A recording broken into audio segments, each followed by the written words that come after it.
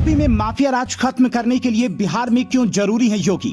मुख्तार अतीक और शहाबुद्दीन के किस्से से समझिए। प्रयागराज में मरा अतीक, फिर पटना में लगे नारे। क्या चश्मा वाले चाचा को नहीं पता अतीक शहीद नहीं, एक बड़ा माफिया था।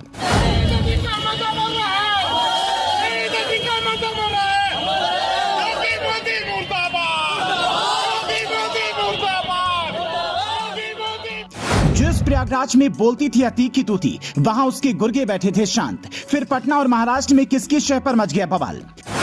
किसी भी राज्य से अगर माफियागिरी खत्म करना है तो पड़ोसी राज्यों की मदद की जरूरत पड़ती है। बिहार में सख्ती बढ़ती है तो नक्सली झारखंड भागते हैं। ठीक वैसे ही यूपी में बाबा सख्ती बढ़ा रहे हैं तो अपराधी दिल्ली, बिहार, हरियाणा और पंजाब भाग रहे हैं।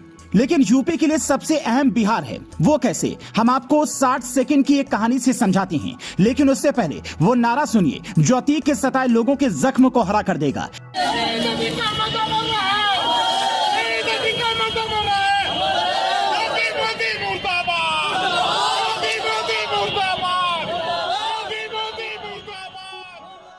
ये चश्मा वाले चाचा पटना की जामा मस्जिद में नमाज पढ़कर निकले हैं।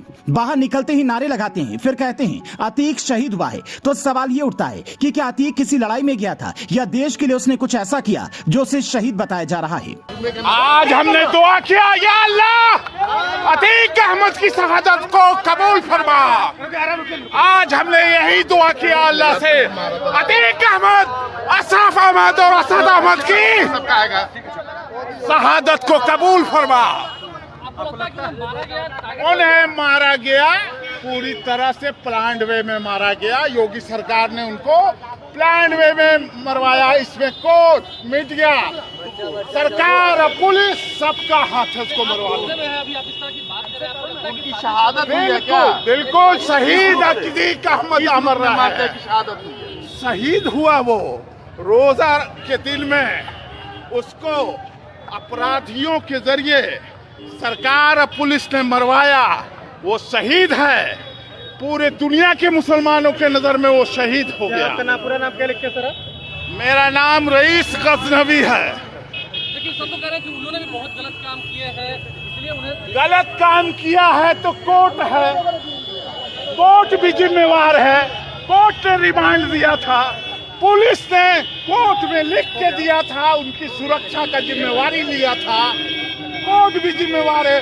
उनको सजा होता, फांसी पर चढ़ा दिया जाता, हम लोग कुछ नहीं बोलते। यूपी में माफिया राज खत्म करने के लिए बिहार में योगी क्यों जरूरी हैं? तो इसे समझने के लिए ये वाला किस्सा गौर से सुनिए। वो दौर था साल 2000 से पहले का। बिहार में शहाबुद्दीन का खौफ था। प्रयागराज में अतीक की तूती बोलती थी और मऊ से गाजीपुर तक मुख्तार की गुर्गे मौज काटते थे। सबके अपने अपने इलाके बटे हुए थे। जैसे ही कभी किसी को विदेशी हथियारों की जरूरत होती या कहीं कोई बड़ा बवाल करना होता तो कहते हैं तीनों के गुर्गे आपस में गांठ बांध लेते। और इन दिनों रेलवे का टेंडर गोरखपुर से निकलता था। कई वेब सीरीज से लेकर कई फिल्मों तक में आप देख भी चुके हैं कि टेंडर कैसे बंदूक की नोक पर बदले जाते थे। पर कहते हैं हर बुराई के बाद एक अच्छाई की किरण भी निकलती है। जिस गोरखपुर में इंजीनियर्स को धमकाया जाता था, जबरदस्ती टेंडर लिए जाते थे, उसी गोरखपुर से आए एक बाबा ने इन तीनों में से दो माफियाओं की ऐसी हालत की कि दोनों की आंखों से आंसू निकल आए। अतीक अब दुनिया में नहीं है, जबकि मुख्तार अपने दिन गिन रहा है। बिहार के सबसे बड़े बाहुबली शहाबुद्दीन ने कोरोना काल में ही दम तोड़ दिया था, पर इनके गुर्गे लगता है अब भी सजग हैं। कहा जाता है अतीक से लेकर मुख्तार तक ने यूपी में खौफ फैलाया,